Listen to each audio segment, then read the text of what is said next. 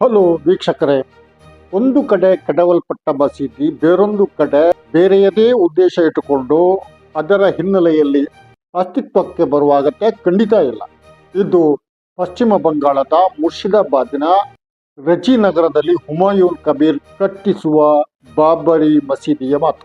ಬಿಜೆಪಿಯಿಂದ ಟಿಎಂಸಿಗೆ ವಲಸೆಗೊಂಡ ಮತ್ತು ಈಗ ಅಮಾನತುಗೊಂಡ ಒಬ್ಬ ಶಾಸಕ ಸ್ವಂತ ಇಚ್ಛೆಯಲ್ಲಿ ಒಂದು ಮಸೀದಿ ಕಟ್ಟಿಸಿ ಅದನ್ನು ಬಾಬರಿಗೆ ಅರ್ಪಿಸುವುದಾದರೆ ಅದಕ್ಕೆ ಮುಸ್ಲಿಮರು ಕೂಡ ಪ್ರಾಮುಖ್ಯ ನೀಡಬೇಕಾಗಿಲ್ಲ.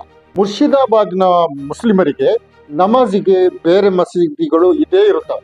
ಬಾಬರಿ ಮಸೀದಿ ಶಿಲಾನ್ಯಾಸ ಸಂದರ್ಭದಲ್ಲಿ ಹುಮಾಯೂನ್ ಕಬೀರ್ ಹೇಳಿದ್ದೇನು, 2026ರ ಚುನಾವಣೆಯಲ್ಲಿ ಪಶ್ಚಿಮ ಬಂಗಾಳದ ಮುಸ್ಲಿಮರು 90 ಸೀಟುಗಳನ್ನು ಗೆಲ್ಲುತ್ತಾರೆ. ಅಂದರೆ ಅಯೋಧ್ಯೆಯಲ್ಲಿ ಕಟ್ಟಲ್ಪಟ್ಟ ಬಾಬರಿ ಮಸೀದಿ ಹೆಸರಿನಲ್ಲಿ ಪಶ್ಚಿಮ ಬಂಗಾಳದ ಮುರ್ಷಿದಾಬಾದ್ನಲ್ಲಿ ಈ ಹುಮಾಯೂನ್ರು ಕಟ್ಟಿಸುವ ಮಸೀದಿ ಚುನಾವಣೆಗಾಗಿದೆ, 90 ಸೀಟು ಗಳಿಸುವುದಕ್ಕಾಗಿದೆ ಎಂದು ಸ್ಪಷ್ಟವಾಯಿತು. ಇನ್ನೊಂದು ರೀತಿಯಲ್ಲಿ ಹೇಳುವುದಾದರೆ ಮಮತಾ ಬ್ಯಾನರ್ಜಿಯವರ ಮುಸ್ಲಿಂ ವೋಟ್ ಬ್ಯಾಂಕಿಗೆ ಕನ್ನ ಕೊರೆಯುವುದಕ್ಕಾಗಿದೆ. ಇಂತಹ ಒಂದು ರಾಜಕೀಯ ಉದ್ದೇಶ ಇಟ್ಟುಕೊಂಡು ಕಟ್ಟಿಸಲಾಗುತ್ತಿರುವ ಆ ಬಾಬರಿ ಮಸೀದಿ ಮುರ್ಷಿದಾಬಾದಿನದ್ದು ಮುಸ್ಲಿಮರಿಗೆ ಖಂಡಿತ ಅಗತ್ಯ ಇಲ್ಲ.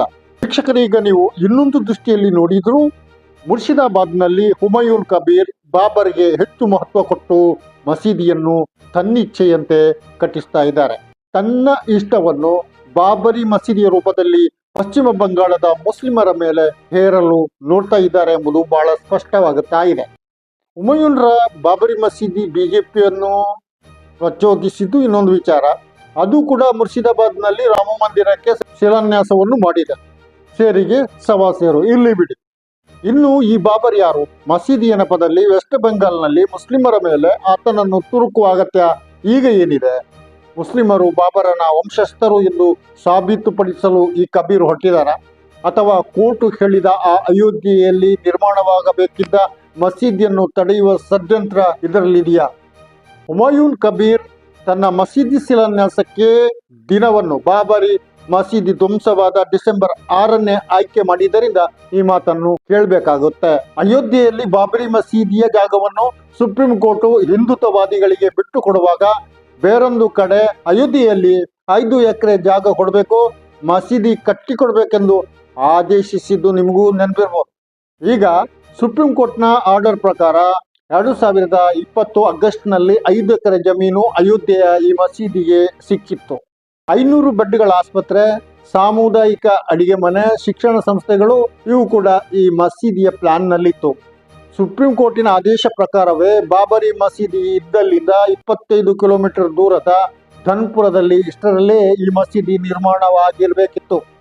ಆದರೆ ಈ ಮಸೀದಿ ಯೋಜನೆಗೆ ಅಯೋಧ್ಯೆಯ ಜಿಲ್ಲಾಡಳಿತದಿಂದ ಅನುಮತಿ ಸಿಗಲಿಲ್ಲ, ಪ್ಲಾನ್ ಪಾಸ್ ಆಗಿಲ್ಲ. ಈ ಮಸೀದಿ ನಿರ್ಮಾಣದ ನೇತೃತ್ವ ವಹಿಸಿದ ಇಂಡೋ ಇಸ್ಲಾಮಿಕ್ ಕಲ್ಚರಲ್ ಫೌಂಡೇಶನ್ನ ಚೇರ್ಮನ್ ಜಫರ್ ಫಾರೂಕಿ ಹೇಳುತ್ತಿದ್ದಾರೆ.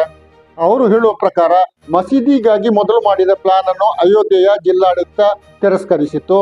60 ಕೋಟಿ ರೂಪಾಯಿ ವೆಚ್ಚದಲ್ಲಿ ಮಸೀದಿ ನಿರ್ಮಾಣವಾಗಬೇಕಿತ್ತು. ಆದರೆ ಅವರ ಕೈಯಲ್ಲಿ 3 ಕೋಟಿ ರೂಪಾಯಿ ಮಾತ್ರ ಇದೆ. 10-15 ಕೋಟಿ ರೂಪಾಯಿ ಆದರೂ ಇದ್ರೆ ಮಸೀದಿಯ ನಿರ್ಮಾಣ ಸಾಧ್ಯವಾಗಬಹುದು ಎಂದು ಅವರು ಹೇಳ್ತಾರೆ.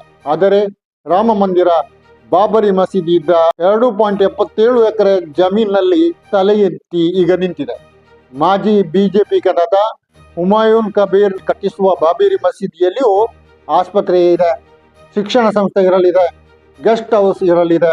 ಬಹುತೇಕ ಹುಮಾಯೂನ್ ಕಬೀರ್ ಯಾರದೋ ಅಣತಿಯಡಿಯಲ್ಲಿ ಕುಣಿಯುತ್ತಿದ್ದಾರೆ, ಅದಕ್ಕೆ ಬಾಬರಿ ಮಸೀದಿಯನ್ನು ಬಳಸ್ತಿದ್ದಾರೆ ಎಂದು ಸ್ಪಷ್ಟವಾಗ್ತದೆ. ಅಯೋಧ್ಯೆಯಲ್ಲಿ ನಿರ್ಮಾಣವಾಗಬೇಕಾದಂಥ ಮಸೀದಿಯನ್ನು ಪಶ್ಚಿಮ ಬಂಗಾಳದ ಮುರ್ಷಿದಾಬಾದ್ಗೆ ತರುವ ಸಂಚು ಏನಾದರೂ ನಡೀತಿದೆಯಾ? ಇಂಥ ಪ್ರಶ್ನೆಗಳು ಕೂಡ ಹುಟ್ಟಿಕೊಳ್ಳುತ್ತವೆ. ಬಾಬರಿ ಮಸೀದಿ ಪಶ್ಚಿಮ ಬಂಗಾಳದಲ್ಲಿ ಆಗಿಬಿಟ್ರೆ ಅಯೋಧ್ಯೆಯಲ್ಲಿ ಮಸೀದಿ ನಿರ್ಮಾಣ ಕಾರ್ಯ ನೆನೆಗುದಿಗೆ ಬೀಳ್ಬಹುದು ಎಂದು ಷಡ್ಯಂತ್ರಕಾರರು ಯೋಚಿಸಿರಲೂಬಹುದು. ಅಷ್ಟಕ್ಕೂ ಮುರ್ಷಿದಾಬಾದಿನ ರಜಿನಗರದಲ್ಲಿ ನೀವೊಂದು ಮಸೀದಿ ಕಟ್ಟಿಸಿ ಎಂದು ಹುಮಾಯೂನ್ ಕಬೀರ್ಗೆ ಹೇಗೆ ಕನಸು ಬಿದ್ದಿದ್ರೆ ಅಯೋಧ್ಯೆಯಲ್ಲಿ ಸುಪ್ರೀಂ ಕೋರ್ಟ್ ಆದೇಶದ ಪ್ರಕಾರ ಕಟ್ಟಬೇಕಾದ ಮಸೀದಿಗೆ ಈಗ ಅಡ್ಡಿಪಡಿಸುತ್ತಿರುವವರ ಪ್ರೇರಣೆಯಿಂದ ಬಿದ್ದಿರಬಹುದು. ಮಸೀದಿ ಹೆಸರಿನಲ್ಲಿ ಮುಸ್ಲಿಮರ ನಡುವೆ ರಾಜಕೀಯ ಜಗಳ ತಂದಿಡುವ ಹುಮಾಯೂನ್ ಕಬೀರನ್ನು ಖಂಡಿಸಬೇಕಾಗುತ್ತದೆ. ಬಾಬರಿ ಮಸೀದಿ ಅಯೋಧ್ಯೆಯಲ್ಲಿತ್ತು, ಕೋಲ್ಕತ್ತಾದವರಿಗೆ ಯಾಕೆ ಬೇಕು ಎನ್ನುವ ಪ್ರಶ್ನೆ ಕೂಡ ಹುಟ್ಟಿಕೊಳ್ಳುತ್ತೆ. ವೀಕ್ಷಕರೇ, ನಿಮ್ಮ ಅಭಿಪ್ರಾಯ ಏನು? ಈ ಹೊತ್ತಿನ ಚರ್ಚೆ ಇಷ್ಟೇ. ಇನ್ನೊಂದು ಕಾರ್ಯಕ್ರಮದೊಂದಿಗೆ ಇನ್ನೊಮ್ಮೆ ನಿಮ್ಮ ಮುಂದೆ ಬರುತ್ತೇನೆ. ಸಬ್ಸ್ಕ್ರೈಬ್ ಆಗಿ, ಶೇರ್ ಮಾಡಿ, ಕಮೆಂಟ್ ಮಾಡಿ. ನಾನು ಅರ್ಫ ಮಂಚಿ. ಜೈ ಹಿಂದ್.